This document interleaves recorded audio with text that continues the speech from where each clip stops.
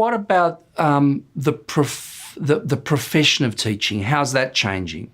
Well, what's interesting is that, education colleges like ours traditionally produced people who were going to become teachers. That was a profession for life, and it was in an institutionalised space where you got registration, you were officially licensed to be a teacher, and we as a college produced those kinds of people. Also here at the College of Ed, we produced the kinds of people who produced those kinds of people. So many of our graduates here from the College of Ed at the University of Illinois, who are PhD graduates, went on to teach teachers to be these things. But fundamentally it was about a job which was part of public service, mostly in the public domain, not entirely, and that was really the focus of education, the training to do this kind of professional practice.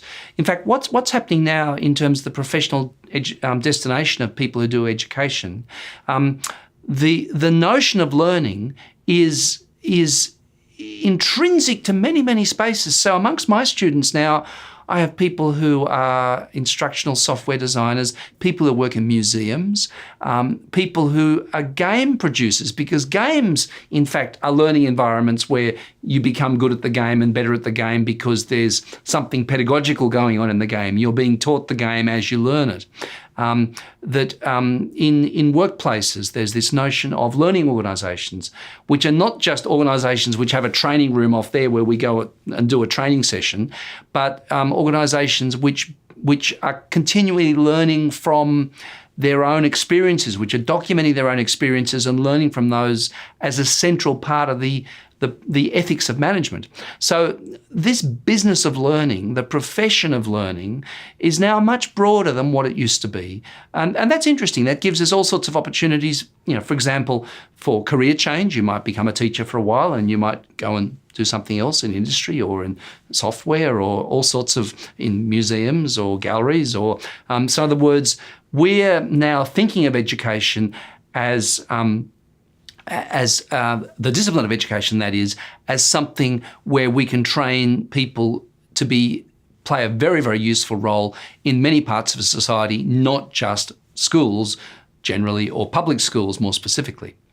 But the other thing that's interesting about education as a profession, and this tracks back to the point that I was making a minute ago about globalism, it's one of the very few professions which you can go away and profess anywhere in the world. So if you train to be a lawyer, legal jurisdictions, there are big and sometimes only subtle but important differences between one jurisdiction and another.